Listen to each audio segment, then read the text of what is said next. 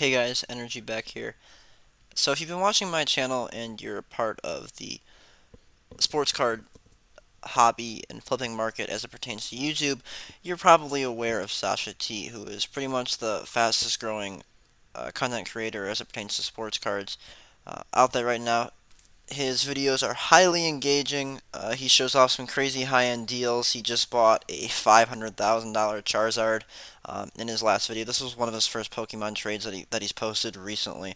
Um, but he basically commentates kind of over, shows us through um, his dealings, his wheelings and dealings with Burbank and at Dallas and whatnot. Um, and it's an interesting perspective because a lot of the times, I feel like most of us don't have the ability to kind of see these $70,000 LeBron trades go down, but Sasha kind of gives us access to that, and so it's very engaging. He presents it in a very engaging manner. So I would assume his average view duration per video is quite high, which is probably why the algorithm picks up on it, and he's getting a pretty good amount of views, especially for the sports card for the YouTube sports card community. Um, and so I was watching Sasha. I believe this is like two Dallases ago, one of the Dallas card shows. He was flipping um, '03. Was it Bowman Chrome or Topps Chrome? I want to say it was Topps Chrome, but it could have been Bowman Chrome. Anyway, it was some '03 Chrome LeBron X Fractor, and it was like a $70,000 trade in total with the other stuff in it. I was at that one moment, I was thinking like, wow, let's really put this into perspective, right? Let's see where Sasha is, and then kind of like compared to where I am and everything in between, and then even people like what's above Sasha potentially, um, and just to kind of think that I think, or I often find that scrolling through eBay auctions all day has kind of diluted my sense of money as it comes to real life because $70,000 is enough that's more than the median household income in America.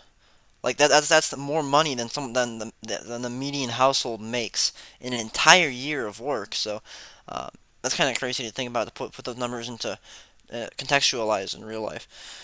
Um, so I kind of like in this. I could have done this in like a tiered system or like made a little pyramid graph or something. But no, I decided to go with fish in an ecosystem because why not? So this bottom level, the goldfish, the bottom feeder. I don't actually know if goldfish are bottom feeder. It's not really relevant, but I'm trying to get the picture here, right? Um, Kind of the lowest level. I'm a part of this level. This is kind of characterized by low dollar quick flips. Um, Turning $30 into 90 off of a mislabeled Jordan lot on eBay. That's kind of my thing. And so profit margins aren't really crazy here.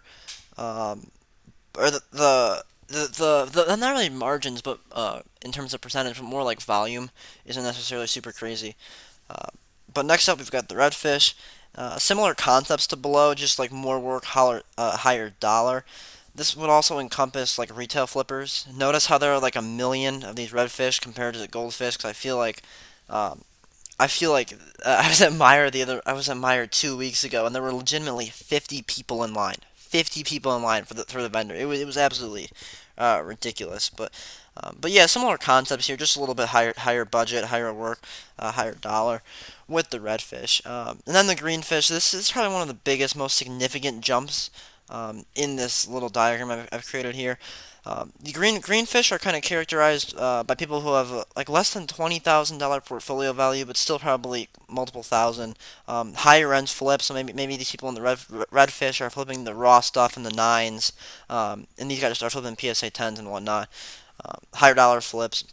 These also tend to be the people. Let me put it this way: people who are vocal about their star stock tradings I feel like tend to fall into this category.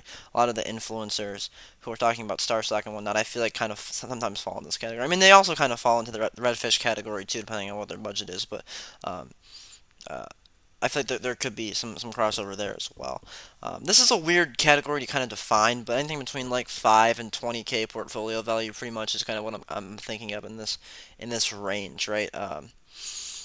So you might be able to, your best card might be a Luca Prism base and a 10, 2018 Luca Prism base and a 10, but may not have the silver, just the base or whatnot. And now I'm saying just the base, and I'm not anywhere close to a Luca Prism base and a 10.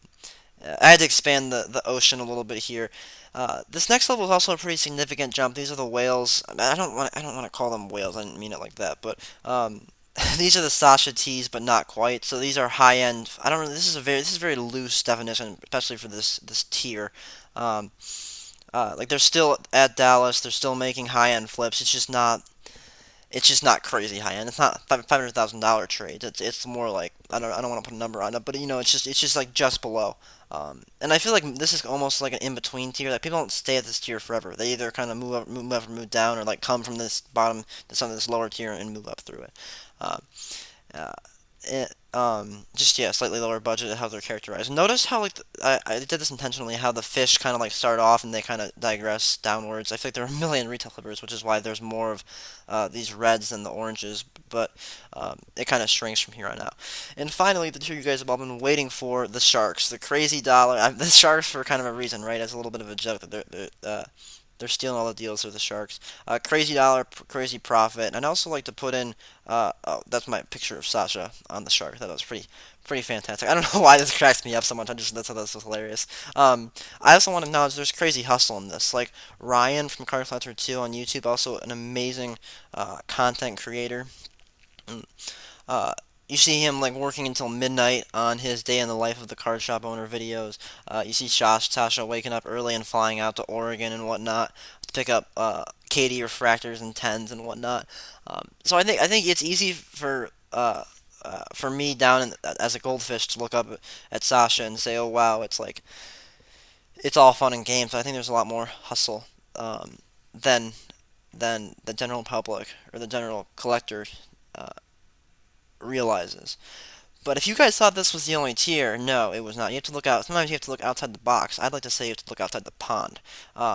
These are the people with the fishing poles. These are the GaryVees, right? Like GaryVee is kind of he's not really pulling the strings, but GaryVee is a very high level of influence on the sports card market. And I think this isn't always going to be GaryVee. I think someone else will take this throne eventually.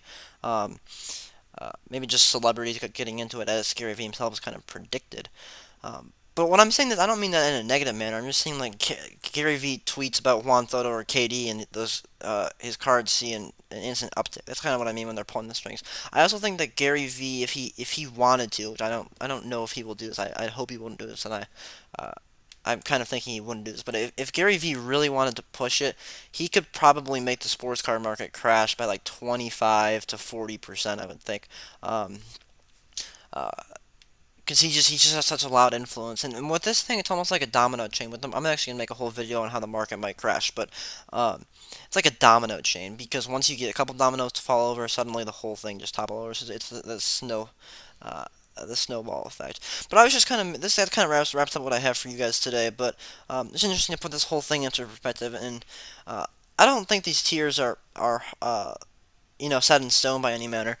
I thought it was just an interesting way to look at it, offer a different viewpoint. So yeah, I appreciate you guys tuning in for this one, and I hope to catch you in the next one.